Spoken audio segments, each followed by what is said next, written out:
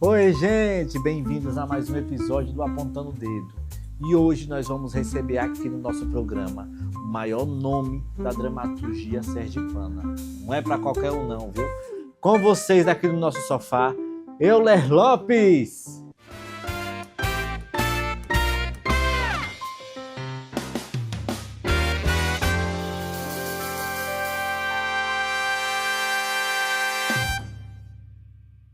Senhoras e senhores, a maior dramaturga de Sergipe, Euler Lopes. Que honra, Euler. Que honra ter você aqui. Seja bem-vinda.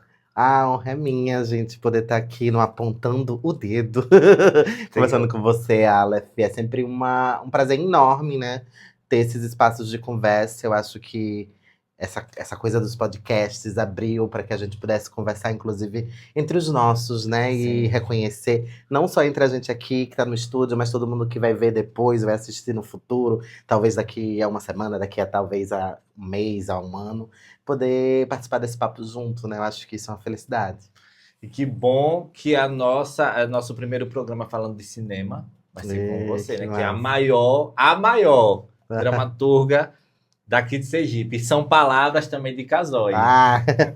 Casói maravilhoso. Mas, Euler, eu queria começar falando sobre o começo da sua carreira. Você começou no teatro, né? Eu tenho, na verdade, um trabalho muito grande, assim, durante muito tempo, com teatro, né? Então, a dramaturgia que eu faço é voltada para o teatro. Eu comecei a fazer teatro na escola, eu estudava no IFES. E eu sempre gostei de escrever, assim, sabe? Minha brincadeira de infância, eu lembro que era papel e caneta, assim, sabe? Brincando de escrever, de guardar o papel dentro da caixa de sapato. E aí, né, quando eu encontrei o teatro, eu percebi que era a oportunidade que eu tinha de escrever e fazer com que o texto chegasse nas pessoas, né? Então, porque você não precisava publicar o livro, você não precisava pagar por isso, enfim, encontrar ninguém. Você era só juntar uma galera e fazer suas peças. Então, eu comecei a fazer teatro, encontrei o teatro. E em 2010 eu formei um grupo, que é um grupo chamado Atualona, que hoje tem 15 anos. E aí comecei a escrever para teatro, assim. Comecei a escrever inicialmente para o meu grupo. E aí, depois de um tempo, as coisas foram caminhando, né? Escrevendo, assim, teimando, né? Porque eu acho que ser artista é também um ato de teimosia, né? Você tem que estar lá teimando, teimando, teimando, para que a coisa aconteça. E aí aconteceu algumas coisas. Eu fui selecionada para um concurso de dramaturgia lá no Rio, acabei publicando um dos meus textos. E aí depois eu comecei a escrever para outras pessoas, tanto daqui quanto de fora. Então, tipo, em 2014, né, que o grupo tinha 4 anos, tinha 4 anos que eu estava já escrevendo profissionalmente para teatro.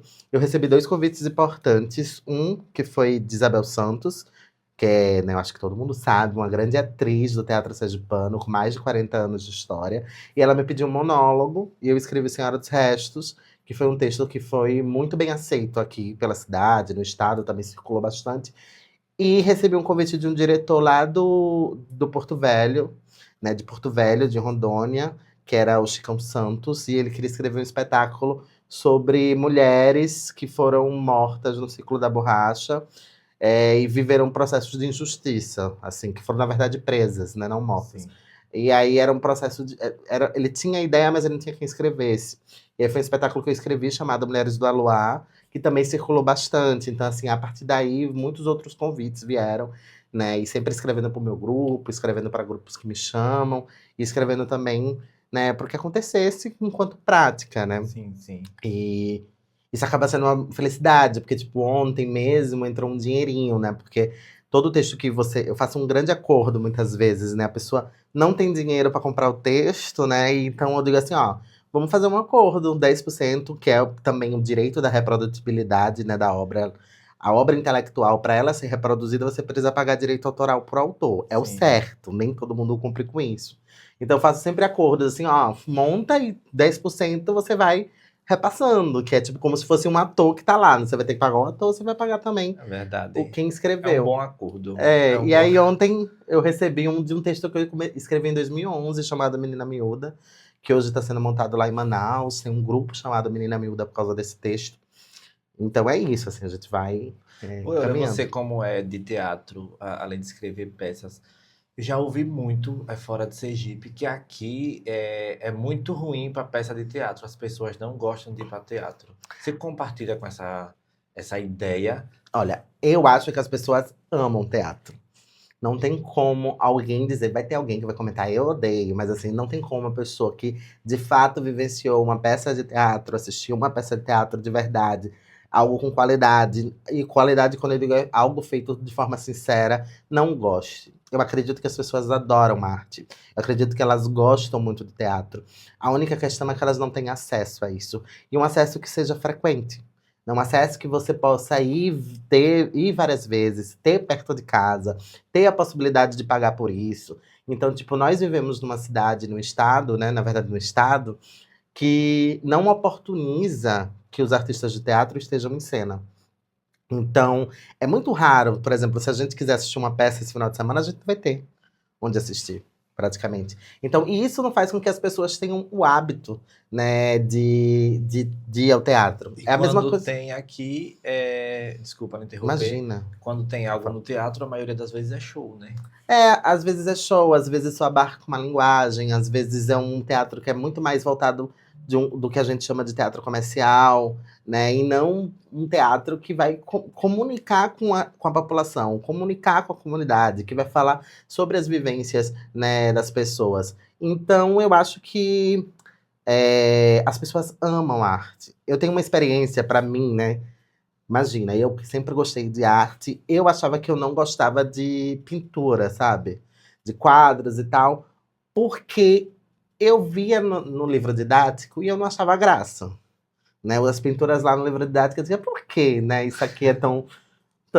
As pessoas dão tanto valor. Não é que nem um teatro que mexe com o corpo, não é que nem a literatura que você imagina. Até que tive a oportunidade já com 25 anos de ir para São Paulo, entrar no MASP, entrar lá naquela sala que tem um monte de quadros, e eu falei, caramba, agora eu entendi tudo, né? Eu tive diante de um quadro, né, de fato, então, de uma pintura, né, que eu via só nos livros didáticos. Então, o acesso faz com que as pessoas comecem a gostar das coisas, né? Comecem a gostar da arte. Mais do que gostar, eu acho que seria saber da importância que isso tem na nossa vida. Saber de Sim. como a arte e a cultura transforma a gente. Né? Porque não tem como, né, você sair ileso, né? Já para citar Alex Santana, né? Sair ileso de uma arte. Não tem como você ouvir uma música que te toque e você sair ileso. Não tem como você ler um livro e sair ileso. Né? Você se transforma sempre. A arte sempre permite uma transformação de alguma coisa. No meu caso, assim, falando de mim, Uhum. comigo foi ao contrário. Eu passei por isso, esse mesmo pensamento que você Uhum. tinha, só que no meu caso era para teatro. Eu gostava muito de pintura, é tanto Uhum. que na minha casa eu busco de alguma coisa de arte, seja Sim. escultura, mas teatro eu não achava que para mim era algo como se fosse um filme, só que você tem que ir para assistir um filme. Uhum.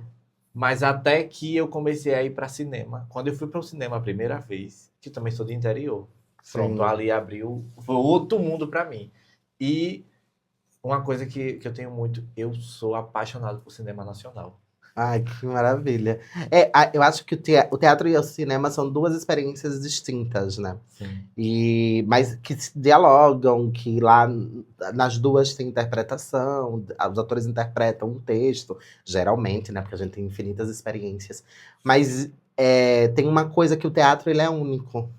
Ele é da presença, ele só sim, acontece ali. São aqueles corpos diante daqueles corpos que fazem a coisa acontecer. Então, é diferente do cinema, né? Que você vai assistir algo que sim. foi gravado, você não sabe quando. O corpo, ele não tá ali, a questão da presença não tá ali. Mas são duas experiências que fazem com que a gente, enfim, se transforme também, né? E elas se comunicam. É isso, eu tenho certeza que quem gosta de música não tem como quem gosta de música e gosta de letra de música, independente da música que for, do estilo que for, não gosta de literatura, né? Sim. Porque se você gosta de música, ali tem literatura, né? Então eu acho que elas se dialogam, as linguagens elas dialogam e elas permitem com que a gente tenha acesso e se transforme, né? Depois disso, você já partiu depois dessa parte do teatro, escrever peças, você partiu para o campo já do cinema também, né?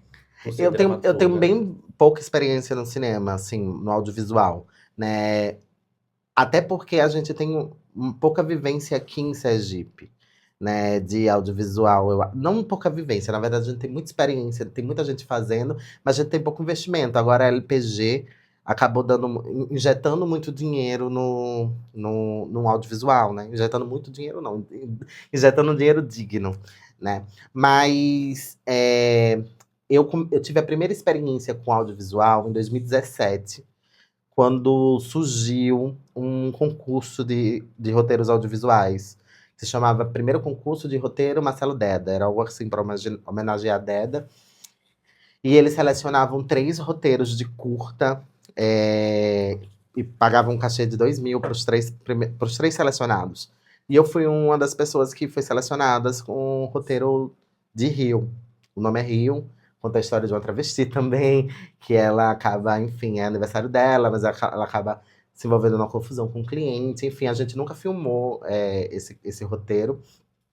A partir daí, eu tive algumas outras experiências, né? Eu já escrevi a 2ª temporada de uma série educacional lá de Santa Luzia do Itaim, que é de um projeto que existe, do IPTI. E atualmente eu estou entrando com muito mais força, assim, né? Desde 2023, eu estou desenvolvendo um projeto de longa, né? Chamado Estou Aqui a Te Esperar. Aquele que você estava gravando na Rua da Frente madrugada? Não, aí já é outros processos, são muitas coisas. Eu estou desenvolvendo um projeto de longa, participei de 2 laboratórios, né, no Sesc Argumenta, na Casa da Praia Lab. Estou atualmente desenvolvendo ele pela LPG.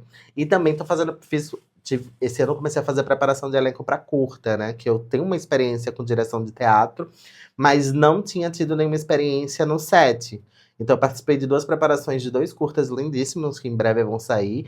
Um que é Aqui Era Tudo Mangue, que é da Clécia Borges e da Joyce Vieira. E outro que é Coágulos, que foi que a gente estava filmando na madrugada, na Rua da Frente, que é de direção de Thaís Ramos, lá da Floriô. Então, esses são processos já num outro lugar, né? Que é o lugar da preparação de elenco, assim. Então, acredito que tem muitas pessoas do cinema, né, do audiovisual, falam que as pessoas de teatro, elas são do audiovisual também, né? Porque você não se faz audiovisual sem atores, você não se faz audiovisual sem alguém que prepare esse elenco. Então, acho que agora a gente está tendo mais outras oportunidades também, né? E também vivi uma experiência muito legal, que foi um podcast infanto-juvenil chamado Jardim, que foi feito com 4... Fui eu e 2 pessoas de São Paulo e uma de Santa Catarina. A gente idealizou o projeto e são 6 episódios, tá? Nas plataformas. E é um projeto voltado para o público infanto-juvenil, mas é para todas as idades. E cada episódio é narrado por um ser desse jardim. Uma família, que legal, né? Ela não tem onde morar, ela ocupa uma casa abandonada. E nessa casa abandonada tem um jardim. E a cada episódio tem um ser que vai contar lá. Então, tipo, o primeiro episódio é narrado na perspectiva dos cupins, né? Depois da Hora Pronobis, depois do sapo, enfim. Então, foi uma experiência também muito bacana dentro dessas linguagens, né? Que as mídias permitem. Tô ansioso para assistir esses aí. Esse já tá nas plataformas, Não, é só... O longa? Eu quero Os ver curtas? os curtas, perdão. Imagina. Porque eu também tenho um sonho de atuar. Mas só uma vez, eu quero uma vez na vida. Mas eu quero ser vilão. Só isso. Dizem que é mais gostoso, né, ser vilão. Só quero experimentar e pronto, né? Tá tendo vários testes de elenco agora, eu acho que você pode se jogar. Não estou pronto para isso. Eu tô aqui quietinho, sentadinho, tá bom. Mas eu acho que pode experimentar. Eu acho que se você quer atuar, eu acho que o teatro é uma grande porta de entrada, sabe? Eu acho que o teatro permite com que você experimente a interpretação, né? E aí eu acho também que, não sei, né? É um pouco do que eu percebo, talvez eu esteja completamente equivocada. Mas geralmente os processos de cinema, eles duram menos do que os processos de teatro, né? Porque os processos de teatro você tem um tempo mais dilatado, né? Os processos em audiovisual, você tem aquele período, né? Até porque a indústria é muito mais cara, Sim. né? Esse é um outro ponto, assim. O teatro deveria também ter mais verba. Eu acho o teatro a base de tudo. Hoje em dia, meu pensamento é isso. A questão artística, o teatro ajuda em tudo. eu tô fazendo curso de oratória, não era nem para falar, tô falando agora. O professor disse, não fale que você tá fazendo curso. E Por quê? ele comentou lá que todo mundo acha a oratória de Deda impecável, né? Uhum. E Deda, ele fez muito teatro.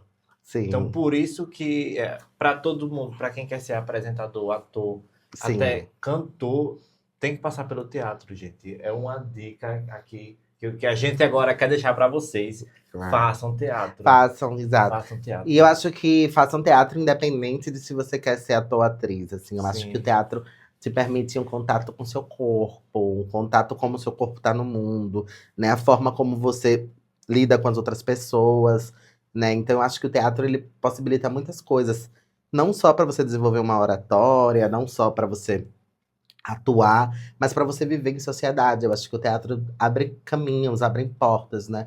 Acho que todo o contato com as linguagens artísticas, elas possibilitam imaginar, né? Elas possibilitam imaginar outros universos, outros caminhos, né? Sim. Então, é isso. Eu acho que é importante fazer teatro, fazer cinema, fazer literatura, fazer o que for possível. A gente já falou sobre cinema, teatro, agora a gente vai passar. Tem café ainda aí? Tem. Aproveita Achei o intervalo. Primeira convidada Isso aí tem que ir pro- que tá Tem conseguindo que ir competir agora. comigo. Isso aqui tem que ir para os créditos, É. os making-off. A gente pode fazer o make-off que nem aquele. Do deixar no programa. café. Viemos pelo café. Achei a convidada que está conseguindo competir comigo querido. na questão do café. Aqui, Porque ó. Eu vou passar o podcast todinho, assim, com a cara levantada aqui, ó. voltando a falar sobre essa parte de teatro, você rodou muito o estado em si. Olha, muito, assim, porque 2 momentos muito importantes. O primeiro momento foi quando eu trabalhei com Raimundo Venâncio e Tânia Maria, que eles são uma dupla, né? Raimundo Venâncio foi com quem eu comecei a fazer teatro, um diretor muito querido daqui de Sergipe. Eu trabalhei durante uns 2, 3 anos com eles, fazendo o que se chama de teatro empresa, né? E eles eles falavam mais bonito, que é teatro educacional, né? Que é um teatro que é mais uma pegada de conscientizar as pessoas. Então eram sketches sobre, desde educação financeira, a prevenção de uso da camisinha, enfim, de diversos sobre segurança no trabalho. Então a gente rodava muito o interior, muitas cidades, assim, não só em Aracaju, dentro de Aracaju, mas também fora, com esses sketches. E também, tipo, durante uns 3 anos, né, eu fiz parte de um grupo de teatro que existia na Assembleia Legislativa daqui de Sergipe. A Alese, ela era a única assembleia que tinha um grupo de teatro. Até 2022, 2023, não vou recordar agora. Então era um projeto, né, que tinha, que se chamava Cia de Arte Alese. E eu entrei como dramaturga também, tinha outras pessoas maravilhosas lá, outros atores maravilhosos como Lidiane Lima, Eden Brizio, Felipe Mascarello e Thalita Calisto. E a gente rodava, né, todos os interiores para apresentar teatro, né? Então a gente ia em escolas, em povoados, né, apresentando. E isso era um processo muito interessante, porque em muitos lugares que a gente ia que eu fui nessas 2 experiências, às vezes era a primeira vez que a pessoa estava vendo teatro na vida. Então, assim, desde pessoas, crianças, mas também adultos, né, que nunca tinha visto uma peça teatral. Então, pra gente ver como o acesso, né, ele acaba sendo ainda uma questão, né, possibilitar com que as pessoas tenham acesso à coisa. Então, acho que eu conheci todos os municípios, óbvio que a gente não recorda, porque era sempre no lugar de não ia conhecer a cidade, né, você ia exatamente ali para aquela apresentação e depois voltava. Mas a gente acabei circulando muito, né, com essas 2 experiências. Os 2 num lugar de teatro educacional, óbvio, mas assim, muito importante para fazer o teatro chegar, né, a linguagem teatral chegar. Importantíssimo isso aí. E acredito, né, por experiência própria, que quem sabe não surgiu algum ator vendo vocês rodando aí. Eu acredito que sim. Porque é muito importante isso. Uhum. Parabéns a quem teve essa iniciativa. Sim. Porque é espetacular. Agora, a gente vai entrar no assunto que eu acho que todo mundo está esperando. É a parte que os seus livros publicados. Sim. Tem o xodó de todo mundo aqui, né, de Sergipe, eu acho que do Brasil todo agora, que é Mariconas. Ah, sim. Esse livro, acho que você tava bem inspirado.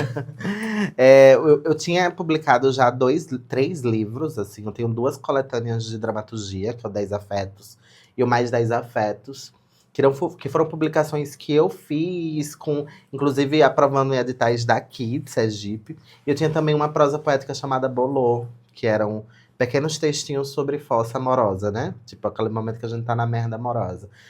E aí, em 2019, eu fiquei com muita vontade de escrever um romance. E eu me dei conta que eu tinha bloqueado isso na juventude, porque eu achava, pô, aqui em Sergipe, eu não conheço um romancista, né? Eu não conheço alguém que eu converse e diga, eu publiquei um romance, foi assim, né? Todo o mercado editorial, ele tá centralizado ainda no Rio, São Paulo, né? Então, bloqueei isso. Em 2019, eu percebi que eu já tinha caminhado um pouco, que eu podia resgatar esse lugar. E aí eu comecei a fazer várias oficinas, e calhou de ser justamente na pandemia que teve aquele boom de oficinas online, né? Então eu fiz muitas oficinas para poder desenvolver o romance. E desde o começo eu queria um livro, um romance que se passasse em Aracaju, que o território fosse muito importante, né? Porque a gente vê tipo, as cidades nas novelas, né? O Leblon, os bairros do Rio de Janeiro. E quando a gente chega lá presencialmente, nem é essas coisas todas. E eu acho a cidade onde eu moro lindíssima, né? O estado que eu moro lindíssimo. Então eu queria uma narrativa que se passasse nesse território. Queria que tivesse personagens LGBTs, mas que eles não fosse mais uma história em que os personagens estão apenas lutando para sobreviver. É que tivessem outras coisas, né? Que tivessem outras perspectivas. E a literatura LGBT é muito comum, a gente tem muitos livros que falam sobre como a pessoa saiu do armário, entre aspas, né? Como a pessoa se descobriu, os primeiro amor. E eu queria experimentar outros lugares, então eu pensei em ir para outra ponta. Como a velhice é um tema que eu adoro, que meu pai tem 86 anos, então, tipo, a velhice, questões de memória me afetam muito. Eu queria pensar como é que é ser um corpo LGBT, um corpo bicha, né? Velho, envelhecido. Então eu criei a história de 3 mariconas, até pegando esse termo pejorativo para, né, desmistificar ele. E elas são 3 amigas, assim, três bichas velhas que são muito grudadas e cada uma tem uma trama, né? Então, a Ira, Gil e Herê. A Ira, ela tem uma obsessão pela mãe que se matou quando ela era criança e ele faz aniversário para essa mãe morta todos os anos. O Herê, ele tá no processo de transição aos 60 anos, então, na verdade, durante o livro, vai transicionar para viver como Sarita.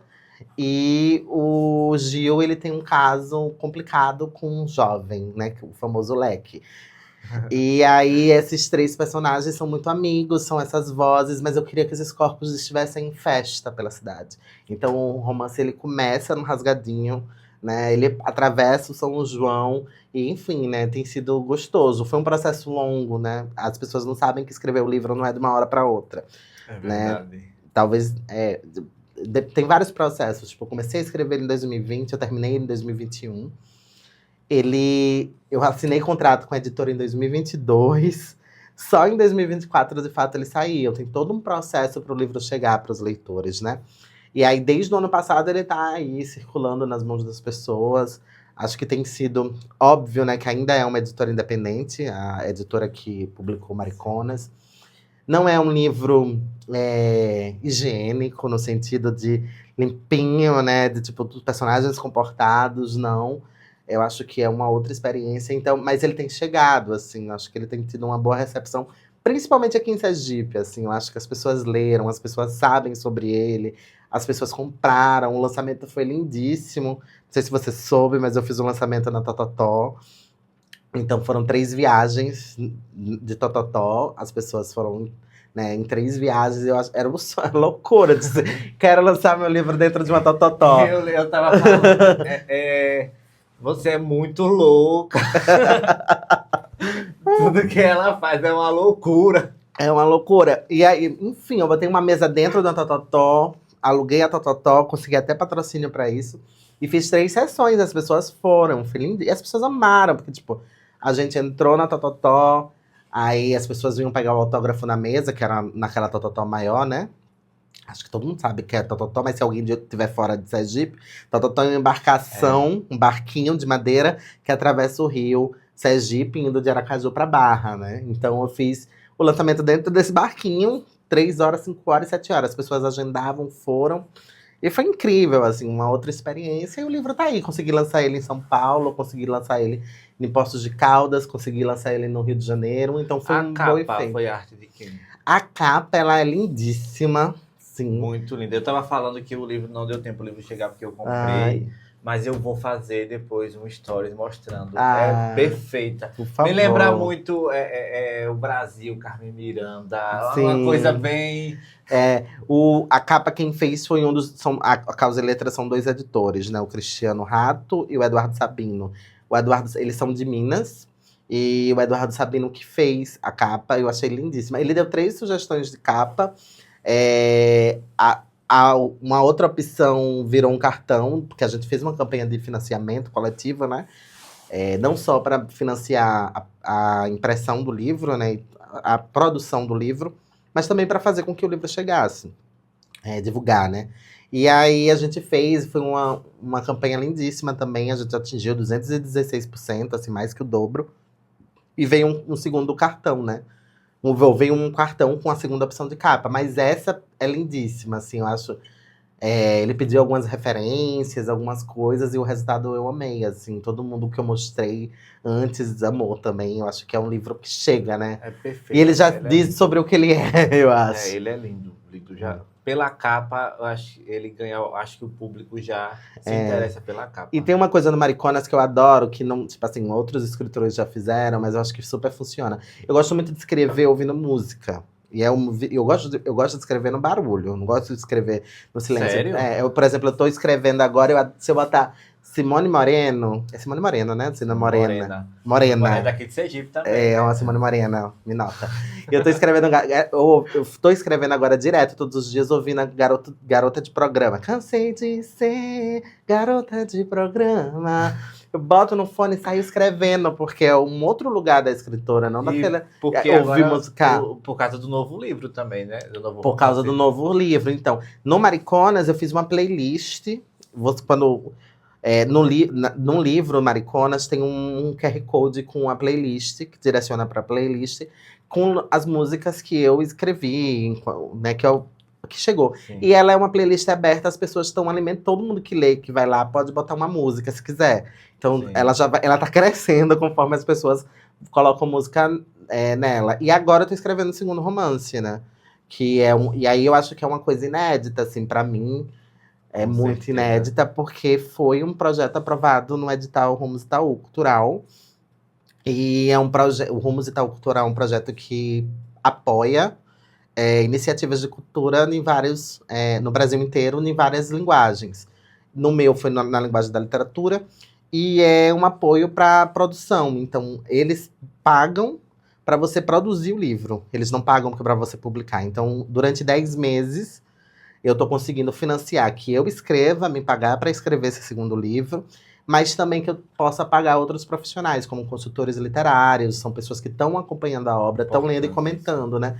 Que é o Joca Terron e a Natália Borges Polesso, que são 2 escritores que estão lendo o livro e comentando, e a Sofia Fávero, que faz uma leitura acessível, né? Sobre a obra, para que eu não cometa nenhum equívoco, mas também contribuindo muito com a perspectiva do tema, né? Que é o Rua da Frente.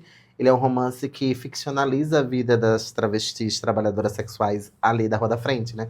Que é conhecidas como travestis da Rua da Frente. E o projeto financia outra coisa lindíssima, que são 3 dentro do projeto, nesses 10 meses, que acaba agora em setembro, eu tenho que fazer 3 leituras públicas, né? Onde eu vou ler fragmentos do romance e tem a presença de 3 trabalhadoras, né? Elas recebem um cachê para estar ali ouvindo eu ler o romance, mas também depois fazendo bate-papo. Então, tem sido assim, incrível. A gente fez a segunda leitura foi no mês passado, e o bate-papo foi, assim, incrível.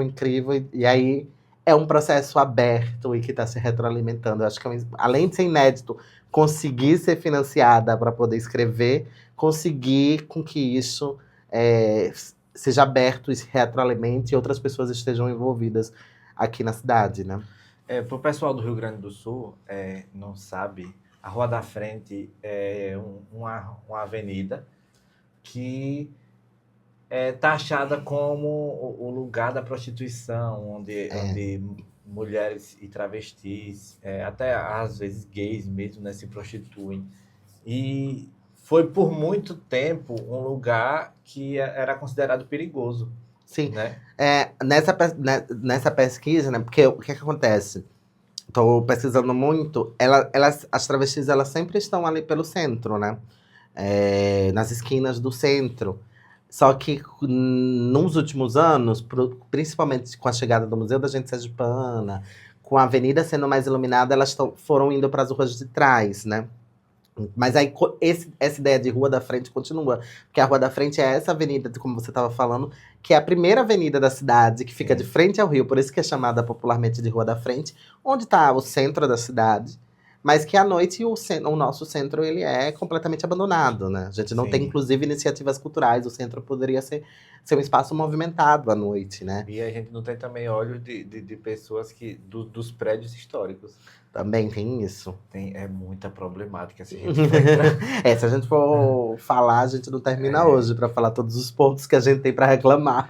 E, inclusive, a Rua da Frente faz parte de uma peça de teatro que você tem, que é lindíssima. A peça que eu olhando no Instagram...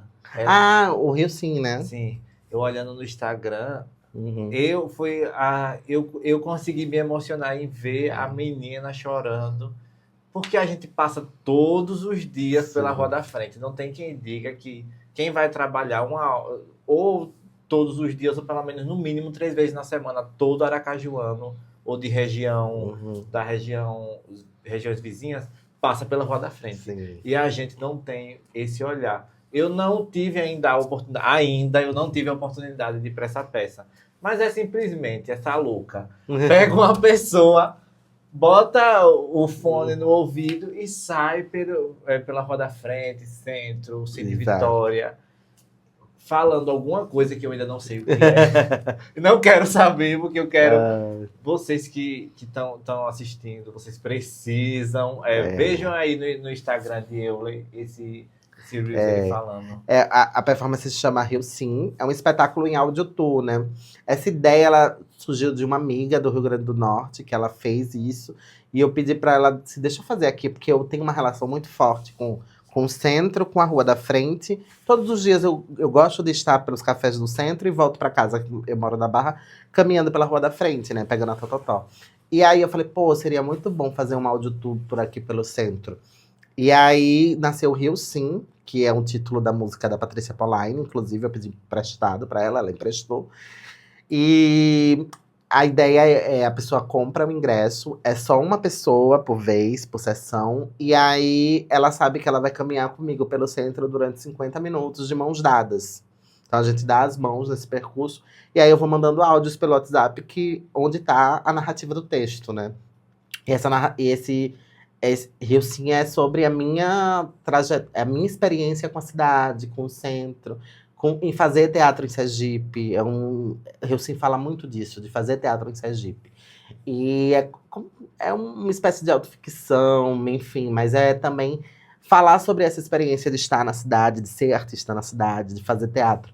E eu comecei achando que ia fazer um mês, comecei em maio de 2023, e tô aqui, né? Dei uma pausa agora, porque o Cine Vitória mudou de lugar e meio que mexeu na estrutura da peça. A gente vai passando por vários lugares, né? Nesses 50 minutos. E já foram mais de 178 pessoas, né? Acho que eu parei em 178. Então, 178 sessões, assim. Às vezes eu fazia 3 sessões por dia, caminhava a tarde toda. Mas é muito emocionante. E eu fui descobrindo que não era só interessante para a pessoa que estava andando de mãos dadas comigo, mas para todo o entorno, porque a performance também acontece para a cidade. A pessoa talvez não saiba o que é que está ali no texto, mas ela está vendo que a gente está passando de mãos dadas, e ela está vendo que ali é uma performance. Ela pode até não entender que é uma performance, pode não entender que é um espetáculo de teatro, que é um áudio tour, mas ela vê e ela participa de alguma forma, né? Então isso tem sido muito interessante, assim. E é uma coisa que eu quero, assim, fazer durante alguns anos ainda. Tomara que sim. Gente, infelizmente, o nosso Ah. tempo está acabando, mas foi um prazer enorme Ai, ter prazer você meu. aqui no nosso estúdio. Você viu que hoje tá de Ah, onça, o é. estúdio tá de onça. Que Euler tem alguns apelidos na internet, onça, Milton Cunha Sergipana. Eu não chamo Euler de Milton Cunha Sergipana porque eu chamo ela de Euler. Se disser Euler, já sabe. É o selo de qualidade de Sergipe. Muito obrigado por você ter vindo. Não tenho palavras para agradecer e nem para dizer o que você representa para nossa cultura. Ai, imagina, eu que agradeço muito o convite de estar aqui falando sobre tudo isso, falando do trabalho. E desejo vida longa ao podcast, a você, Obrigado. que você possa estender essa conversa a outras pessoas e que outras pessoas participem. E que as pessoas aí que estão ouvindo, vendo, né, possam também contribuir bastante, porque eu acho que é quando a gente conversa, né, a gente tem ideias e movimenta o mundo. É isso aí. Não se esqueçam dos recadinhos. Sigam Euler no Instagram, em todas as plataformas que ela tiver. Sigam porque vocês vão se apaixonar. Comprem os livros, por favor. Não peçam de graça. Façam que nem eu, compre. Isso é importante. É muito importante. Me sigam no Instagram, no TikTok, se inscrevam no meu canal do YouTube, porque me ajuda muito. Todo o pessoal do Rio Grande do Sul, muito obrigado pela audiência. A galera da TV Mais, um abração. Todos os meus amigos que também são apresentadores da TV Mais. Muito obrigado, um beijão e até o próximo programa.